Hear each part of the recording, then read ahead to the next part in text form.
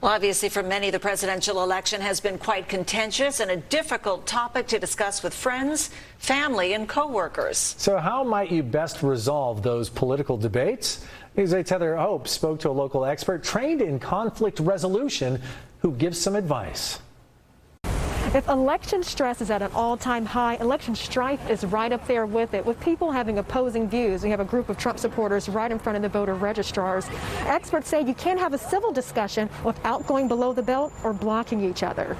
It points out, I think, that this country is really split down the middle. Not seeing eye to eye at all. We went back and forth between fear and hope. Even neighbors clash over politics. I'm still hoping for Trump. This tension between neighbors and family members and coworkers to the point where it's become so emotional. So emotional after a controversial election. How can two opposing views coexist? The first step is to be actively aware of your own body language, your own biases. Stephen Dinkin, president of National Conflict Resolution Center, says check your tone of voice, respond respectively, and don't avoid talking politics at the dinner table. We need to engage in the conversation, because if we avoid the conversation and stay within our own silo, it tends to radicalize our own beliefs, and we're not exposed to other perspectives. How to broach the tough topics over Thanksgiving during the coronavirus pandemic, coupled with the strain of shutdowns, job loss, and increased isolation from loved ones.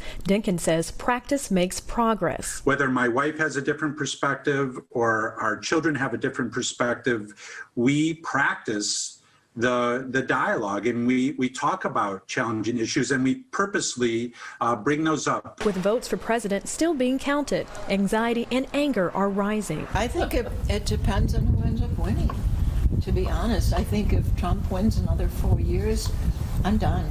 To realize that we can agree to disagree. Dinkin suggests signing off social media for a time and try this exercise of listening. One person begins with their point of view, and before you respond with your own perspective, what we teach is that you have to repeat or summarize what the other person said. This ensures each person feels heard.